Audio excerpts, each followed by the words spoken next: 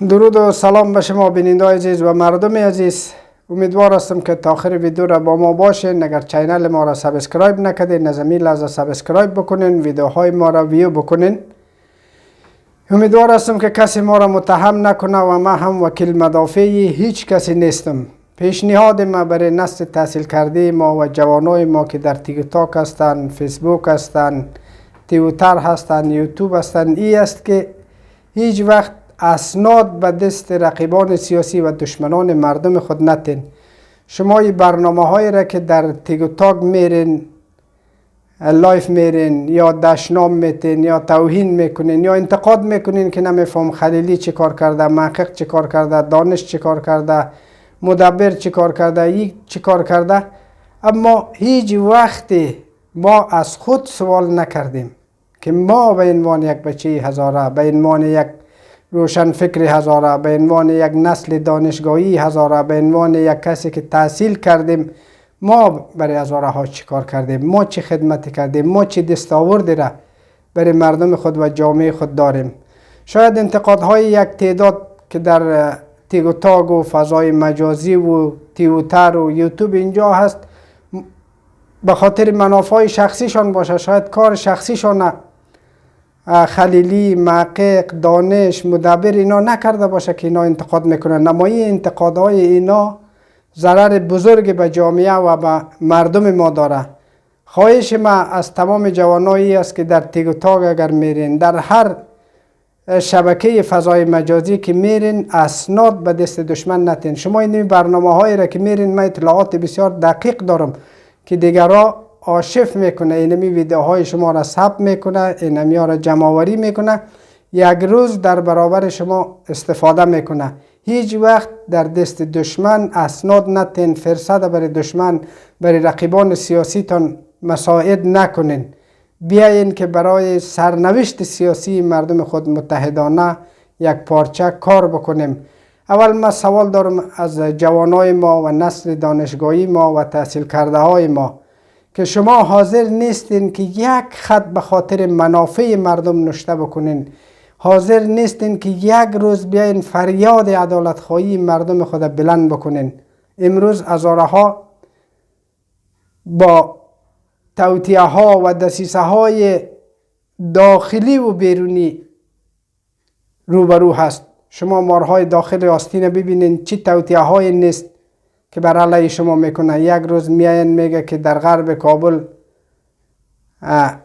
960 فاحشه خانه هست، 500 یا 300 کلیسا هست. یک روز میاین در برابر مرجع تقلیدتان توطئه میکنن. یک روز میاین مسئله افشار دامن میزنن. این توطئه هایی است که میخواد که اینمی تاریخ و دستاوردهای شما را زیر سوال ببرن و بیاین هر نوع توطئه را بر علیه شما بکنه. و دشمنان بیرونی شما و رقیبان سیاسی بیرونی شما هم همیشه این نظمی آب گلالود مایی گرفته، این نظمی نفاق اندازی، رقابت های بیجای، تخریب کردن یک دیگر، اینا همیشه نفع برده. شما ببینین در 20 سال گذشته جمهوریت دستهایی بود که در بین جامعه ما کار میکرد، جوانای ما را خریداری میکرد، با معاشهای بسیار کمی در شورای امنیت و اداره امور و جاهای دیگه اینا را مأمور میکرد، اما از اینا استفاده میکرد و تمام رمز و راز هزاره ها را از اینا میگرفتن. ما متوجه از این گپ ها نبودیم. شما ببینین وقتی که انتخابات میشد، انتخابات شورای ولایتی میشد، پارلمان میشد، ریاست جمهوری میشد، رقیبان سیاسی ما و شما تلاش میکرد که در بین هزاره ها بیشترین کاندید بتن. با 2000-3000 دلار هر جوان خریداری میکرد، میگد برو تو توان داری، تحصیل کرده هستی، با سواد هستی، برو خود کاندید بکو. هدف اونایی نبود که جوان هزاره را حمایت بکنن که در شورای ولایتی را پیدا بکنه، در پارلمان را پیدا بکنه. هدف اینا ای بود که رأی هزاره ها را پراگنده بکنه که هزاره ها وکیل در شورای ولایتی نداشته باشه، وکیل در پارلمان نداشته باشه. همین قسم حرکت های عدالت خواهی هزاره ها را دستا کار میکرد، تلاش میکردن که حرکت های عدالت خواهی مردم ما را خونسا بکنه. چرا ما متوجه نیستیم؟ چرا ما به سرنوشت سیاسی خود دقیق فکر نمی کنیم؟ در طول تاریخ، از تاریخ عبدالرحمن گرفته تا اکنون که ما مشاهده بکنیم، دشمن این از این نقطه ضعف ما استفاده کرده، در بین ما نفاق اندازی کرده، منطقه گرایی کرده، سمت گرایی کرده، که امروز متاسفانه بزرگترین مرضی که در داخل جامعه ما هست، یا امروز که انتقادی در برابر خلیلی میشه، محقق میشه، دانش میشه، مدبر میشه، این عقده هایی است که دشمن همه چیز میخواهد. این چیزهایی است که یک تعداد متوجه از گپا نیست. گپ منطقه گرایی را دامن میزنن، گپ سمتگرایی را دامن میزنن، در حالتی که ما را به نام منطقه و قول و قریه نسل کشی نمیکنه، فقط به نام هزاره نسل کشی میکنه. شما ببینین تاریخ هزاره های اهل سنت مطالعه بکنین که از هزاره های اهل سنت دیگرها استفاده های افزاری کرده. خیلی سران هزاره های اهل سنت بعد که کار اینا تمام شده، اینا را ترور کردن به بانه های مختلف. هزاره های اسماعیلیه را سعی کنین چقدر برای علیه اینا توطیه کرده، دسیسه کرده. حتی علمای ما هم در اینجا مقصر هستند.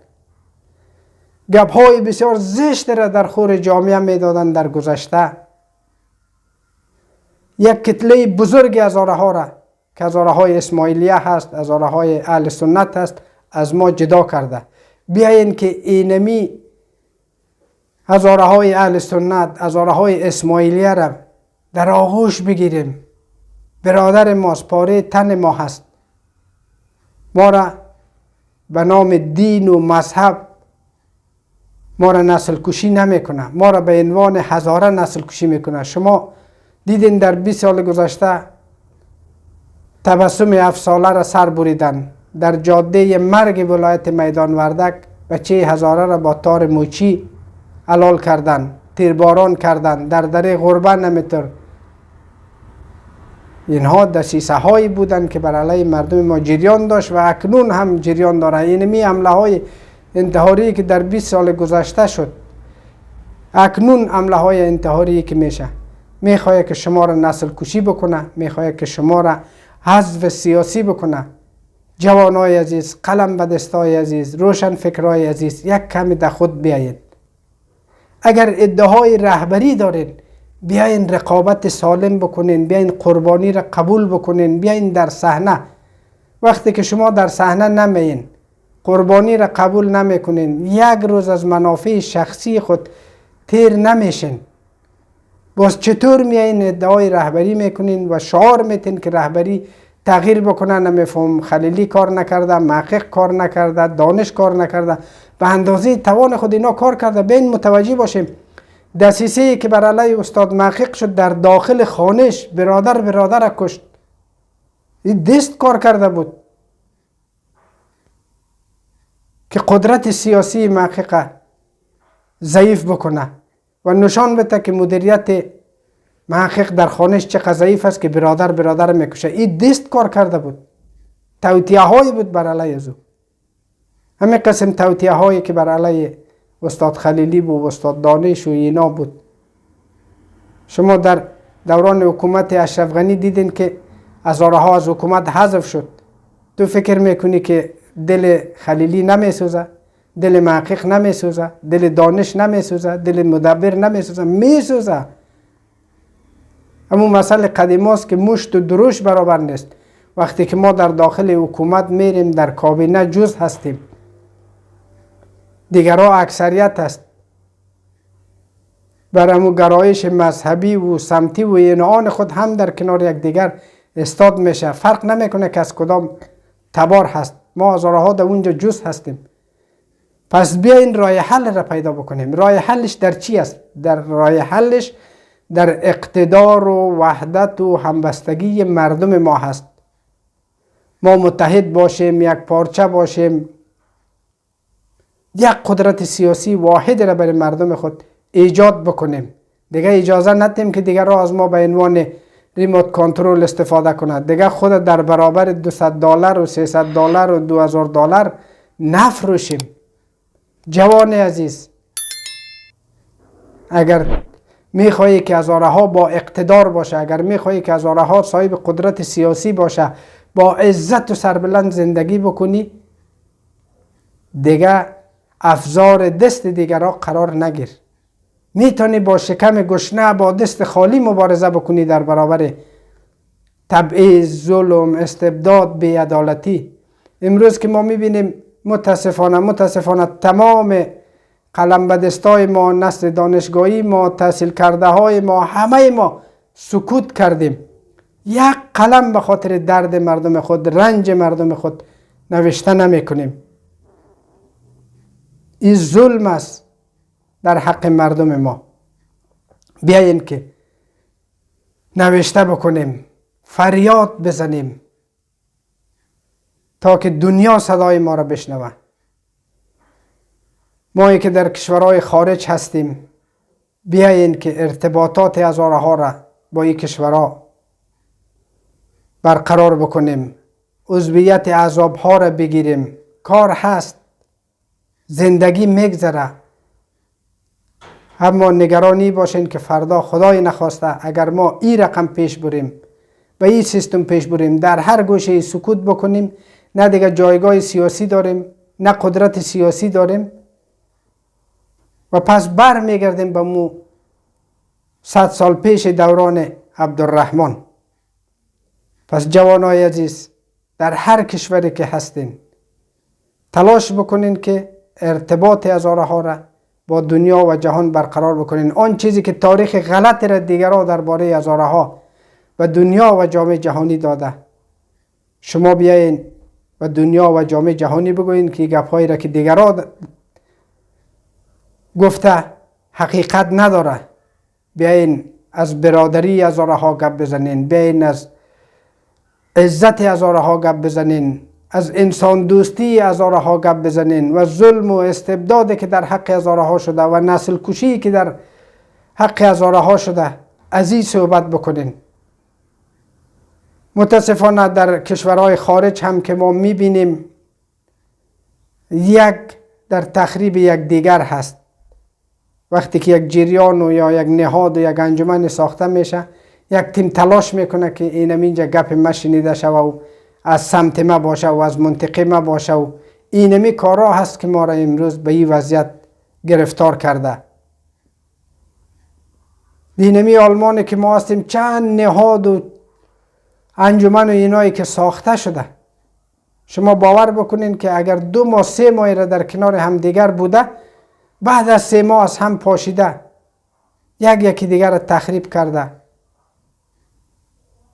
بیاین که ما پیروان واقعی شهید وحدت ملی استاد عبدالعلی مزاری رحمت الله علیه باشیم. از نام شهید مزاری، از آدرس شهید مزاری استفاده های شخصی و افزاری نکنیم. ما بسیار تاسف میخورم امروز که ما این همه قلم به دست، روشن فکر، نسل دانشگاهی داریم، فقط شمشیرشان از غلاف بیرون میشه در برابر یک دیگرشان. ای کاش که شمشیری که از غلاف بیرون میشد در برابر رقیبان سیاسی ما، دشمنان مردم ما بیرون میشد. ای کاش که انتقاد را که ما سر بزرگان سیاسی خود میکنیم، سر دیگرها میکردیم در برابر گروه تروریستی که در افغانستان ظلم و ستم و استبداد بالای مردم ما میکنه، در برابر اینا استفاده میکردیم. متاسفانه که ما استفاده نمیکنیم. ما همیشه تلاش میکنیم که یک دیگر خود خرد بکنیم، تلاش میکنیم یک دیگر خود تخریب بکنیم. اگر یک بچه هزاره در صحنه میایه، یک گپی را میزنه یا یک ویدیویی را میته، همه میچسبه در پای او، انتقاد میکنن، او را تخریب میکنن که اینمی بالا نبرایه. همیشه تلاش میکنیم رهبر سیاسی خود تخریب بکنیم، مرجع تقلید خود تخریب بکنیم، عالم دین خود تخریب بکنیم، فعال مدنی خود تخریب بکنیم. این کار درست نیست. به جای تخریب بیاین که همدیگر پذیر باشیم، همدیگر خود در آغوش بگیریم. از سمت و منطقه و قول و قریه چیزی ساخته نمیشه. یه خواست دشمنای ما هست. همیشه نفاق اندازی کرده، ما را تشویق کرده به منطقه گرایی و سمت‌گرایی، خودشان از آب گلالود مایه گرفته. یک مسئله معروف را شما شنیدین که در گذشته دوران ظاهرشاه بوده یا پیش از ظاهرشاه بوده. یک روز امی پادشاه میره با وزیرای خود در زندان، میبینه که تاجک در اونجا زندان کرده، دروازه زندان قلف است. ازبک زندان کرده، دروازه زندان قلف است. دیگه اقوام زندانی کرده، دروازه زندانش قلف است. اما هزاره ها که در جایی که زندان هست دروازهش باز هست. پیش از این وزیر سوال خلق میشه، از این پادشاه یا شاه پرسان میکنه که این دیگران را همه دروازه زندانش بسته هست، قلف هست، از این مردم چرا بسته نیست؟ این شاه یا پادشاه خنده میکنه، میگه اینا قوم هزاره هست، اگر یکیش بخواه که فرار بکنه دیگهش از پایش میگیره، نمیمانه که او فرار بکنه یا برای ما خبر میده که فلانی قصد فرار کردن نداره. این یک ضرب المثل است، شاید واقعیت نداشته باشه، شاید هم واقعیت باشه. ما فعلا اینمی سیستم رو پیش میبریم. اگر یکی ما بالا میره از پایش کش میکنیم، انتقاد میکنیم بر علیه یک دیگر خود. هر کس به اندازه توان خود کار کرده، تلاش کرده، زحمت کشیده. اینمی رهبرای سیاسی ما 40 سال 50 سال اینا تلاش خود کرده، اما ما در افغانستان جز هستیم. چه رقم میتونیم خود تبدیل به یک قدرت بکنیم، چه رقم میتونیم که حق خود بگیریم، چه رقم میتونیم که در محاسبات سیاسی شریک باشیم. راه حلش همپذیری ما هست. به جای انتقاد، خودزنی، تخریب یکدیگر، ما بیاییم که روی وحدت و همبستگی هزاره ها کار بکنیم. دیگه اجازه ندیم که دیگران از ما استفاده بکنه، در بین ما نفاق اندازی بکنه، تفریق اندازی بکنه. دیگه اجازه ندیم که مارهای داخل آستین بیا از آدرس مذهب ما تجارت بکنن، بزنس بکنن. دیگه اجازه ندیم که اینها بیای با سرنوشت مردم ما تصمیم بگیرن، برن جاسوسی سپاه قدس ایران بکنه و بیای اینجا قربانیش مردم ما بده. هوشیار باشین، با درایت باشین، آگاه باشین. جوانی عزیز، قلم به دست عزیز، بیاین که انگیزه متحد شدن، یک پارچه شدن برای هزاره ها ایجاد بکنیم. در فضای مجازی به جایی که میری در لب دریا عکس میگیری، به جایی که در سایه یک درخت یک کوره کباب میمونی عکس میگیری، یک کلمه برای وحدت هزاره ها نوشته بکو، یک خط برای اتحاد هزاره ها نوشته بکو، یک خط برای درد هزاره ها نوشته بکو، یک خط برای ظلم و استبداد که بالای هزاره ها میشه نوشته بکو. به جای از اینکه میای قوم خدا، مردم خدا، همتبار خدا تخریب میکنی. تخریب کردن به صلاح نیست.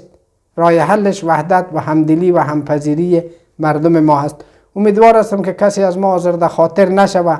من تلاش میکنم که همیشه حقیقت ها را بگویم، واقعیت ها را بگویم و اون چیزی که حقیقت هست بیان بکنیم که تا بتونیم به یک جامعه پویا و مقتدر و قوی تبدیل شویم.